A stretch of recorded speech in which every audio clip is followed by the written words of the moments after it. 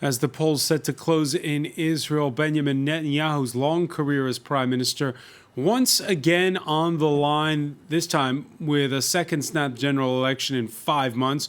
The aim of the conservative Likud leader, find a path to 61 seats in the Knesset, the Israeli parliament, without having to rely on this man to govern, the far-right's Avigdor Lieberman, who's competing for the same hawkish electorate to Bibi's left, the centrist blue and white coalition of retired Army Chief of Staff Benny Gantz, which rejects any grand coalitions that include Netanyahu himself. It's about more than the career of Gantz's rival, though. With Washington's support now unbridled, it seems, the next government could be the one that officially buries any chance of a two-state solution with the Palestinians. Already, Netanyahu's promised to annex the Jordan Valley, that's more than 1/3 of the West Bank. We'll ask about the stakes and what's highest on the minds of voters as they cast ballots. Today in the France 24 debate, we're looking at the battle for Israel's soul. I'm joined here in the studio by former U.S. diplomat William Jordan. Thank you for being with us. My pleasure. The France 24 debate on Facebook and Twitter, hashtag F24debate. 23 years after he first became prime minister, 10 after he started his latest stint, Benjamin Netanyahu knows the drill. First exit polls at the top of the next hour. It's a political balancing act that all Israeli parties have to take part in. To form a government, they need to win 61 seats. But since the first elections took place in the country in 1948, no one party has secured a majority. After the votes are counted, the party with the most seats can negotiate with other groups to try and form a government. They have 42 days to build a viable coalition. That's why, in the Knesset, small parties are often kingmakers. In the upcoming election, two parties are again neck and neck. Benjamin Netanyahu's Likud, on the right of the political spectrum, and Benny Gantz's centrist blue and white party. This time, if it's another hung parliament, it could be far-right Avigdor Lieberman, who's one of the kingmakers. Benjamin Netanyahu's former ally scuppered the formation of a government last April. In exchange for his political backing, he's demanding a law that ends a military service exemption for young ultra-Orthodox Jews. The measure, which divides Israelis, has become a key electoral issue. Well, let's begin at Likud headquarters in Tel Aviv. And Rachel Broyd, Likud campaigner, thank you for being with us here on France 24. Another election night, and here we are once again. Last time it was a dead heat. How's it looking? So first and foremost, thank you for having me. Second of all, look, the numbers are, the voter turnout is low, which is scary for us. We are really trying to push voters to come out, and we hope that we will have a win tonight. You're saying turnout is low. It was 1.5 points above what it was in April at 4 p.m. Right, but the the voter turnout in the Likud areas is low. The typically Likud areas is low, so it's very high in some of the left-wing areas, but for typically Likud areas, the voter turnout is very low. And we're really, really pushing our voters to come out and vote so that we don't wake up to a left-wing coalition.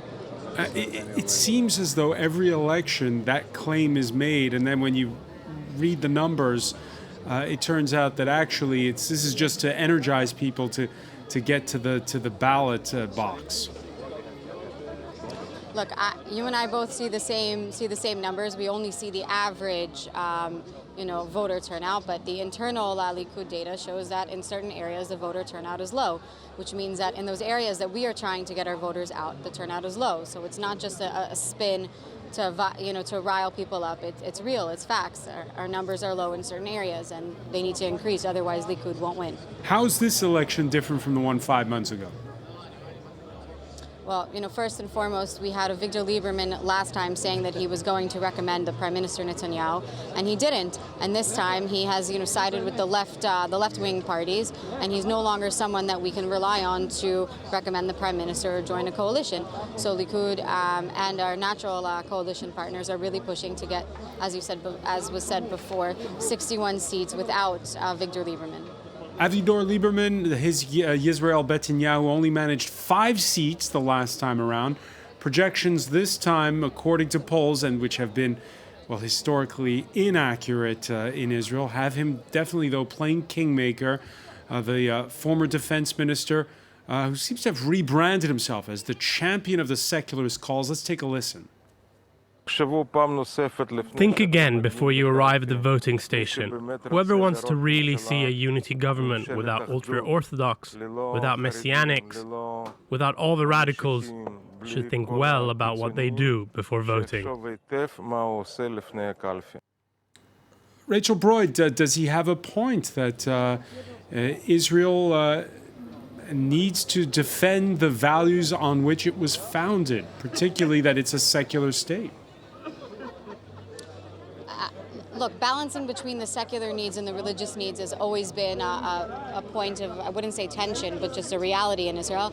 And Avigdor Lieberman, who has gone around hugging the ultra-Orthodox in municipality elections, who has sat with the ultra-Orthodox for 20 years as a coalition partner, and all of a sudden has decided that that no longer fits his needs. It's a little bit ironic. If this was an important enough value for him, he would have made it clear much earlier.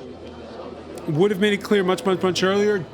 What about you personally? Do you feel as though, well, a lot of the ultra-Orthodox should serve, for instance, in the military, and shouldn't try to impose restrictions on those who don't feel like marking the Sabbath? Look, regarding service, I leave it to the military experts to determine who should serve and who should and who should not serve. And I leave it to the experts. That is not my particular area of expertise. And regarding the Sabbath observance, it's something that needs to be handled. But there's a time and a place to go through everything. And I believe that Avigdor Lieberman, who, like I said before, has gone around hugging the ultra-Orthodox everywhere, including in the recent Jerusalem municipality elections, has not once made this an issue until it was convenient for him. Rachel Broyd, one final question. The Blue and White Coalition says, Reliance says, we can do a coalition, but you cannot have Benjamin Netanyahu as the prime minister. Your thoughts? Could Likud do a deal? Look, I think that condition is a fake condition. Likud is the most democratic party in Israel. We have primaries. During the primaries, Prime Minister Netanyahu was elected to lead our party. And Blue and White should not be the ones telling us who should or should not be our party leader. So it is a fake condition. A fake condition, even though there are those corruption cases that are where the Attorney General's weighing whether or not to press charges against the Prime Minister? First of all, the allegations against the Prime Minister are pending a hearing with the Attorney General. That's number one. Number two, the law in Israel is very clear that a Prime Minister does not need to step down until every single appeal has been exhausted, and the Prime Minister is entitled to the presumption of innocence. Rachel Broyd of Likud, so many thanks for joining us from your party headquarters in Tel Aviv. Thank you so much. And let me turn to William Jordan here. Your thoughts on what this Israeli election is all about?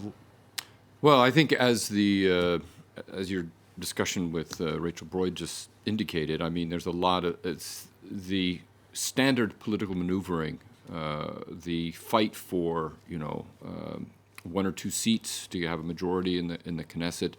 It's the little deals that have to be made among this constellation of parties. Whether you're talking about parties on the left or the center versus parties on the right, which by virtue of almost everything else have to end up doing deals with the religious parties. I mean, this has been the nature of Israeli politics almost from day one, and it became much more accentuated and much more acute from the 1980s during all the periods when Likud, in order to stay in power after its surprise election in 1977, did all of these deals and, in many ways started doing these things that were changing the nature of Israel as, this state that was largely founded on secular values, becoming something that had to take into account more forthrightly the religious nature of a majority Jewish state. So what she's talking about doesn't surprise me, and it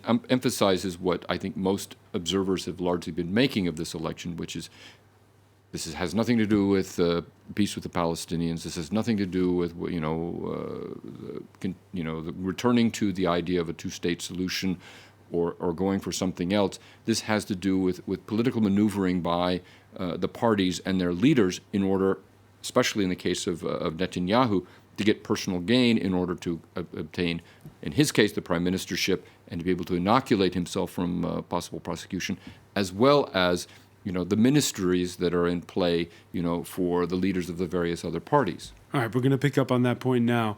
Now, while the fight rages, as you've just heard, to the right in Israel, it's a retired army chief of staff trying to assert his claim on the center ground as the head of the Blue and White Alliance, Benny Gantz, that finished even on seats in April's election, calls for supporters to rally around him.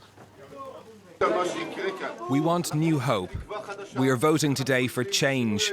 Altogether, we will succeed in bringing hope and change without corruption and without extremism. Let's go to Tel Aviv. Yair Zivan is advisor to the Blue and White co-leader, Yair Lapid. Thank you for speaking with us here on France 24. Thank you. Good evening. What's this election all about for you? This election is about moving Israel forward. We've had a prime minister who's been in power now for 13 years. He's done some things that we can be grateful for, and he's done some things which prove that it's time for him to move on. And this election is about Israel as a country moving forward, improving, solving some of the acute domestic crises that we have. And that's really the focus of what this campaign has been about. And the argument we've been having or been privy to here between this secular versus religious divide, is that the heart of this campaign for you? It's a large part of it. The Prime Minister wants to form a coalition with the most right-wing and extreme parties in Israeli politics, whereas we want to form a wide national unity government that can really deal with Israel's problems. We've been very disappointed with the Prime Minister's divisive rhetoric that we've seen during this campaign, particularly today. And I think that's probably symbolic of why it's time for a change in the country. And that's what we're trying to achieve. We want to see a national unity government with the Likud, but it's time for Prime Minister Netanyahu to step aside to deal with his legal problems and to let the country move on. He's the only one that's holding us back from the government that the vast majority of Israelis want. You heard Rachel Broyd say he's innocent until proven guilty. That's absolutely true, and we hope that he's found innocent in the end. I certainly don't want to see an Israeli Prime Minister go to jail for the very serious charges that have been leveled against him. But just because you're innocent until proven guilty doesn't mean you can serve as Prime Minister, certainly not as part-time while you're dealing with a trial, and certainly not as a role model for the citizens of this country. The Prime Minister's accusations are incredibly serious. They've already gone through the police investigations. His hand-picked Attorney General decided to indict him, and now we're just waiting for the hearing, which will start immediately after this election. So we will wait and see whether he's cleared of the charges. Unfortunately, I don't think he will be, but that doesn't mean that he can carry on serving as Prime Minister. And to the point of Avigdor Lieberman, is he somebody who has changed tack, and perhaps you could do a deal with him? Avigdor Lieberman is somebody that we could work with. We've worked with him before in the past, and we could work with him again in the future. He's somebody who we certainly agree with on some of the issues, particularly some of the things you mentioned around religion and state, and certainly somebody that we hope we can work with. And we'll see what the results are tonight. He still lives, though, in a West Bank settlement. He's still hardline when it comes to the Palestinians. Is the two-state solution dead? I think we're all waiting to see what President Trump presents and what the deal of the century is. We're expecting to see that very soon after the election. That will allow us all to take stock of what the American administration is putting forward, and then we can see the options. I have to say, we still believe in a separation from the Palestinians. I think, by the way, Avigdor Lieberman, for his hardline position, believes in that too, and the majority of the Israeli public still believes in that. But for that, it's going to take a leadership that's willing to take brave and tough decisions, and that, unfortunately, is no longer Prime Minister Netanyahu. One final question for Yair Zivan. We heard Rachel Broyd say, yes, it's true that turnout slightly higher mid-afternoon where you are. Nonetheless, it's depressed in pro-Likud areas, she was claiming. What is the electoral map? How have you read it so far today when it comes to the turnout? Well, I think what we heard from Rachel and what we're hearing from the Likud is the same spin and fake stuff that they put out every election. It wasn't true in the last election. It's not true in this election. Voter turnout is actually, if anywhere, it's lower is in areas like Tel Aviv, where a lot of blue and white voters are, and we've been encouraging them to get out and vote throughout the whole day. Last time, turnout in Tel Aviv was lower by about 6 or 7% than the national average, and if we can close that gap, that will help bring us the extra votes we need to win this election. But it's going to be close. It's going to be a long night, and everybody's working on getting every single one of our voters out to the voting stations in the hour and a half or so we have left.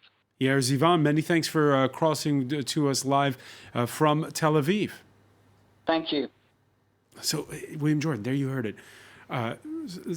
Spokespeople for the two main camps, and both saying, our voters aren't turning out.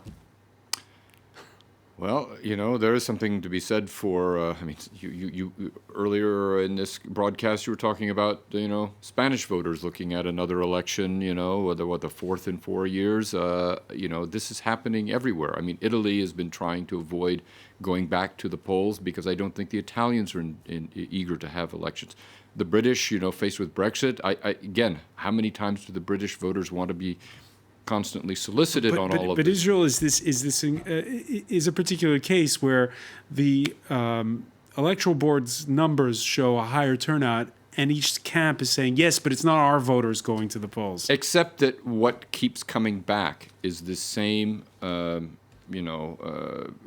of results where you have to engage in this very difficult and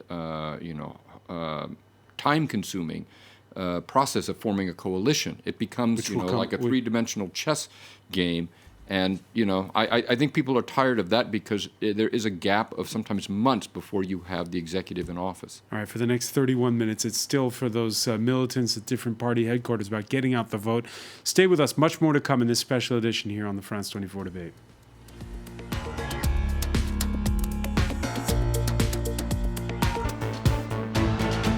Welcome back, or welcome if you're just joining us. It's the France 24 debate and a special edition as we count down to the close of polls in Israel after a second snap general election in 5 months. We're in the studio with former U.S. diplomat William Jordan.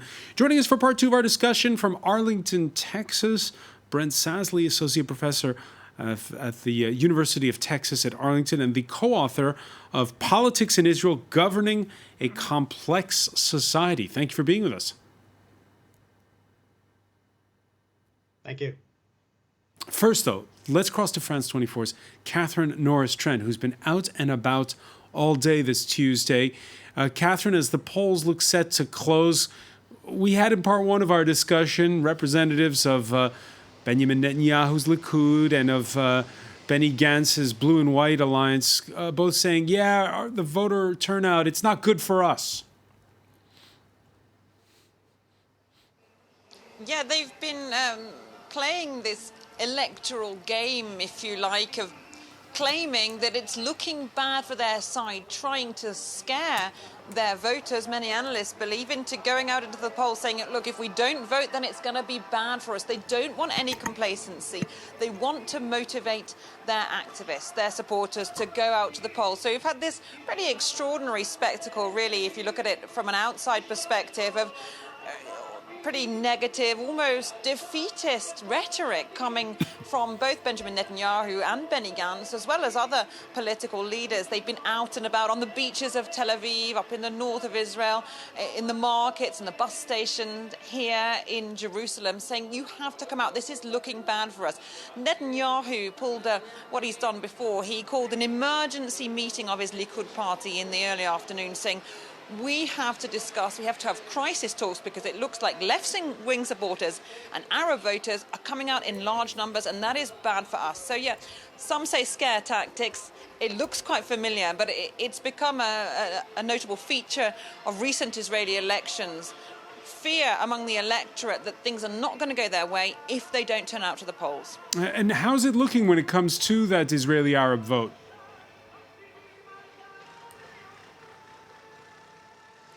Well, we saw quite a few people out at the polling stations in Arab areas or more mixed neighborhoods in Jaffa near Tel Aviv.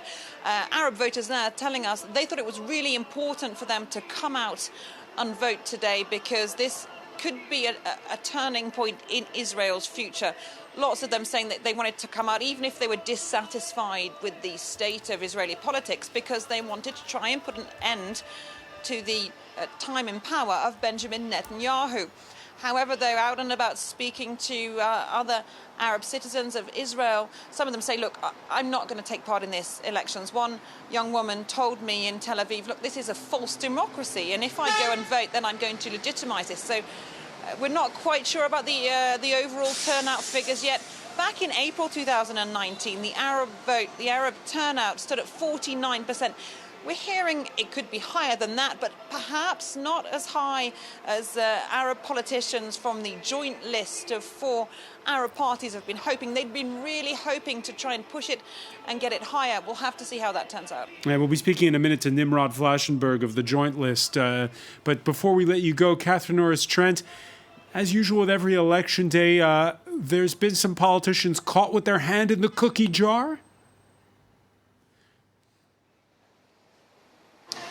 Well, there have been quite a few unusual tactics, if we can put it like this. Benjamin Netanyahu gave an interview to Army Radio. Now, under election laws here in Israel, he is not supposed to do that, so there have been some complaints about that. Netanyahu, on his behalf, he's been saying that there have been incidences of electoral fraud, so lots of allegations of foul play. Netanyahu's chatbot on his Facebook page was suspended for a second time because of activity on this polling day. It had been suspended earlier for saying that, warning that Arab voters were going to be coming out. A lot of people complained about that. They said being racist. This time it was suspended because of activity on this election day. So yeah, there have been some pretty marginal tactics, if you want to put it like that. But clearly Benjamin Netanyahu trying not to leave this to chance. He is really fighting to save his political skin because, of course, he's facing 3 corruption cases with pre-trial hearings set to begin in October. And he's really fighting to keep his job, but also fighting to try and stay out of jail. Catherine Norris-Trent reporting live, and we'll be crossing over to you when the polls close. At this point in time, we'd like to go to Tel Aviv. Nimrod Flaschenberg is the one of the campaign managers for the Joint List campaign, which brings together Arab Israelis and Jewish Israeli candidates. Thank you for speaking with us here on France 24. Hello, good evening. What are your field representatives telling you when it comes to turnout? Well, right now it's looking better than it did in the previous elections in April, but not as good. And we still have an hour and a half to go. And hopefully by that time we would be able to close the gap between the general vote and the voting in the Arab public by a significant amount, which would mean that the representation of the joint list would be greater and will diminish the possibility of Benjamin Netanyahu forming another extreme right-wing coalition. So this is what we are attempting to do in Arab towns and villages all over the country. Our activists are going to the streets and calling on people to go and vote for the final hour. And also here in Tel Aviv, I'm speaking from Tel Aviv, I'm a Jewish Israeli. Also here we have an increase, we see in the street an increase of support by left-wing Jewish citizens in the joint list. That is the only actual representative of left-wing human rights, left-wing politics, human rights, and belief in ending the occupation and the lasting peace between the two people. Yeah, a week ago we had that announcement that was made by the Israeli Prime Minister. There'd been those drone attacks across the border, a steady simmer of tensions with Hezbollah in Lebanon, with Palestinian militants in Gaza, and again that election promise made by Benjamin Netanyahu. Let's take a listen. Today, I am announcing my intention to apply, during the formation of the next government, Israeli sovereignty on the Jordan Valley and the northern Dead Sea. Effectively, 1/3 of the West Bank would be thus annexed. More, say some. Nimrod Flaschenberg, how much of that has that been a talking point since? Well, it has been. It has been. Although, Netanyahu is a warmonger. He has been a warmonger for a long time, and he makes these promises of annexation, and they are in accordance with his cooperation with President Trump. We saw the moving of the embassy from Tel Aviv to Jerusalem by the Americans, and also I would say, crippling or the crawling annexation of parts of the West Bank. And now he's just saying it out front. I want to annex the West Bank or parts of it, the Jordan Valley. Also said this was, Blue and White Coalition are also speaking about Jewish or Israeli sovereignty in the Jordan Valley, which is a part of occupied Palestine. So it has been a talking point, but just as much as our struggle for equality for the Palestinian citizens of Israel and for social justice and an end to this continuous policy of warmongering and expansion, which is Netanyahu and Trump's plan, or as they call it, the deal of the century.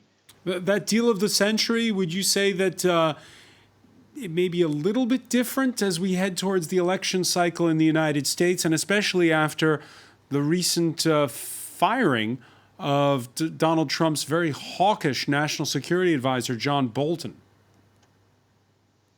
Well, I think that the national security establishment around President Trump is still quite hawkish, although John Bolton, the main hawk, left it. Pompeo is just as much as a hawk. And on the Palestinian-Israeli issue, I think that the Trump administration is just working in complete coordination and assistance to the Netanyahu government. I think that indeed a change in government in the U.S. would be, if a Democrat or a left Democrat would win, like Bernie Sanders or Elizabeth Warren, that would be a significant change in the Israeli-Palestinian conflict. But at the end of the day, it boils down to what we in Israel and the Palestinians in the West Bank and Gaza are doing. And we have to, we are the only party here that truly offers a path of peace and of the two-state solution. I mean, the two-state solution is an international consensus, although Trump is trying to diminish that. And the only party in Israeli politics that speaks in accordance with 95% of the world is the Joint List. And this is a very sad and disappointing point in what we call the Zionist left, the Labour Party, Meretz, and those organizations that just stop talking about the occupation at all, not talking about Israel's occupation in the West Bank, or about solving the situation in Gaza, or about developing a peace process. Nimrod Flaschenberg of the Joint List, thank you so much for speaking with us from Tel Aviv. We're going to turn now to Brent Sasley at the University of Texas at Arlington. First of all, listing there to Nimrod, gosh, how much does that election where you're happening next year matter?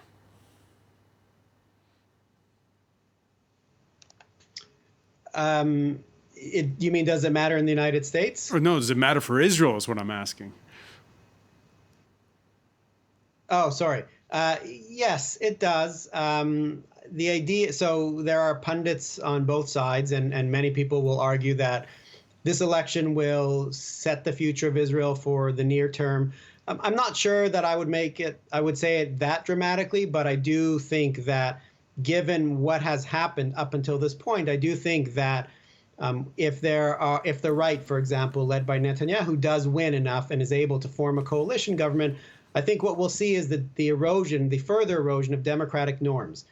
So, for example, Netanyahu has gone all out as much as he possibly can in the run-up to the election during the campaign to try and ensure that he would be returned to power, both for the sake of being in power and in order to obtain immunity from legal prosecution. But reports are that he tried to authorize a strike against Gaza. He has been breaking democratic norms and laws regarding extorting voters to come out. I don't think that any of that will diminish or will go away if he won, because he would have even more incentive to make sure that that the Knesset, that the government makes him immune from prosecution. You tweeted that Israel is a hyper-democracy. What does that mean? Given the nature of the system, and that's rooted in the Zionist experience and the experience of the pre-state era before 1948, the Israeli system allows for a multitude of interests to be represented. In short, almost any interest or group can be represented, can run in elections, and it's not uncommon to have 10 or more parties in the Knesset. So by that standard, you have so many interests running that people have a wide range of choices. And in the last several years, what that's led to is a breakdown or a weakening of the big parties, and it has made bargaining and political decision-making much more fragile and unstable. Yeah, we just were talking about where's the left gone? Is the two-state solution dead?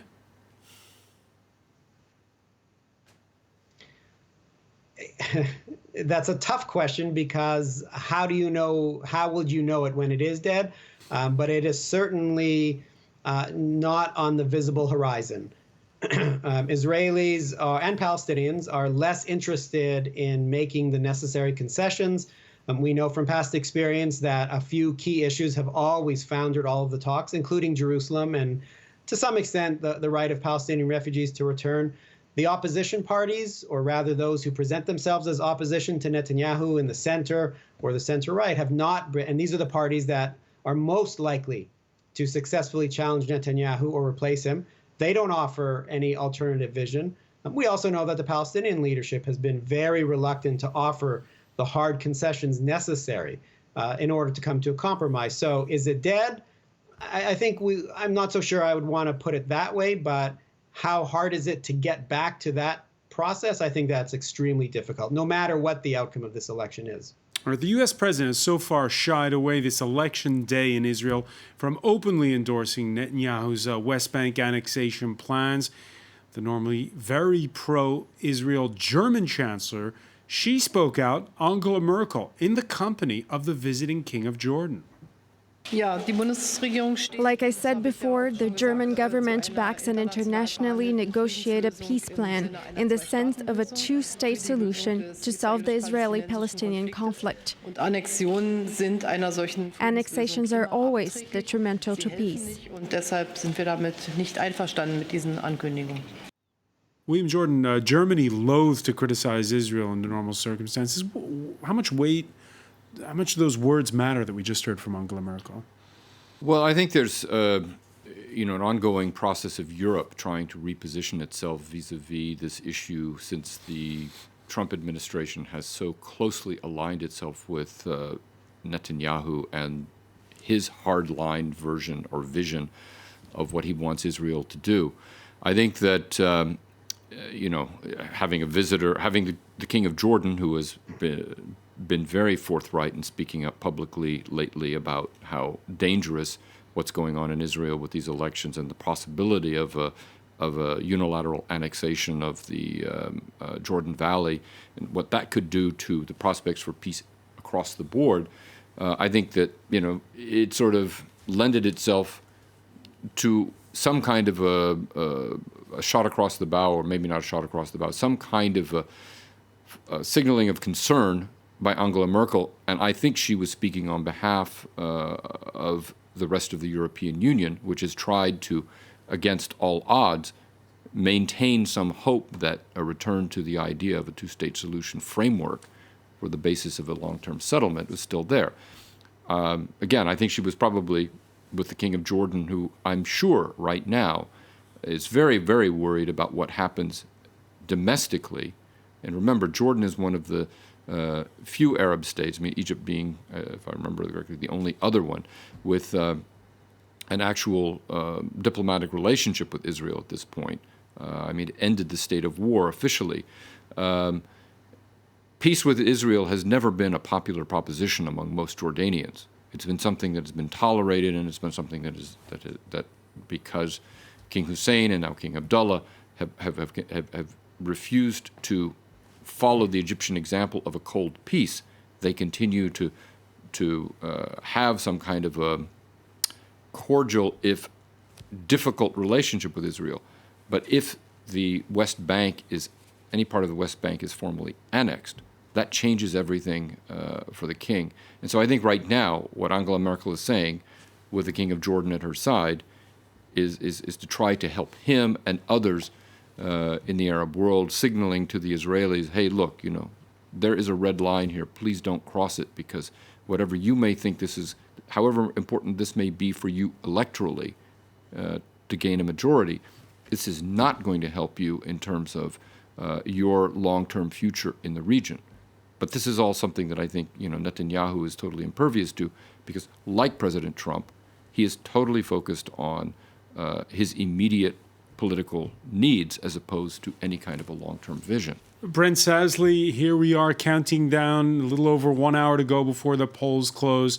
23 years after Benjamin Netanyahu first became Prime Minister of Israel, and every time we're saying this could be his last hurrah, particularly with those corruption cases being mulled over by the Attorney General. Of course, if he wins, different story. Is this a lot about Netanyahu, or with or without him, Israel is, come what may, headed in the direction of ending all hopes of that two-state solution? Well, again, I think it's more of an interactive, dynamic process. I wouldn't say that what happens in Israel is the deciding factor for the peace process or the two-state solution, although it certainly is a critical factor. And at this particular moment, given that Israel is the more powerful of the two parties, certainly has a greater effect. The issue in Israel regarding the two-state solution is that over the last 10 years or so, the political right has been dominant. And there's nothing to suggest that that will change anytime soon. The Jewish left in Israel is extremely weak. Polls suggest that there is a possibility that labor, which has typically been the key representative or the main political institution of the left, might actually be wiped out in this election. That would be unprecedented in Israeli history. Labor was the party that created the state. And so long as the political right is dominant, and so long as voters see the political right and the far right or the center-right parties, so long as they see them as best protecting Israeli security, I think that we do need to be aware that the two-state solution, at least on the Israeli side, Israel is very unlikely to promote the compromises that will be necessary. Brent Sasley, many thanks for joining us from Arlington, Texas. I want to thank William Jordan as well. Stay with us. There's going to be more coverage coming up with Laura Cellier. It's time now for Media Watch, though.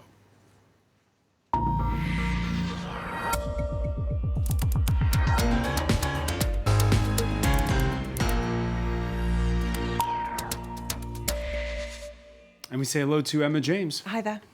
Yes, obviously a lot of discussion about this. There's no fatigue when it comes to talking about this second election of the year for Israeli voters.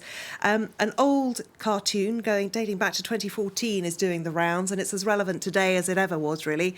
Yes, Israel has elections too frequently, and at the bottom it says, but that's better than not often enough, or not at all, or not free and fair. That comes from the Cartoon Chronicles. So far, it looks as though turnout is around 53.5%. That's the last figure that I saw. Up 1.5 on the last vote earlier this year. Still lower, though, than in 2013 and 2015. And certainly the opposition to Benjamin Netanyahu know that turnout is going to be key to this, because low turnout will only benefit Benjamin Netanyahu. And the polls that have been out so far do show the two being very, very close indeed. It's interesting to see they've even taken their campaigning down onto the beach in Tel Aviv, urging people to get out, because it's worth noting that Israelis do get a day off. There's free transport too. And it's a nice day. It is a beautiful day. This reporter for the Jerusalem Post is clearly making the most of it, taking a bit of time out from doing some reporting. They've also been hitting the shops too. Incredibly crowded scenes in that shopping mall. So I don't know whether those people voted before they went shopping or not.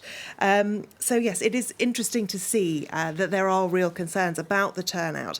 There is also a lot of talk about irregularities. A lot of things being reported. We've got the Blue and White Party's website being taken down by a cyber attack. We've got defaced ballots. We've even got one person here on Twitter talking about... Now, obviously, I've got no way of verifying what she says here is true, but she says she went planning to vote for the Blue and White Party, for Benny Gantz, but she had to actually ask for the papers because it is done on paper. A lot of people quite shocked by that in this day and age, that it is an old-fashioned paper ballot, but there were none for the Blue and White Party, and they were then discovered and she was given the right piece of paper. But a lot of people questioning that kind of behaviour. Could be an honest mistake.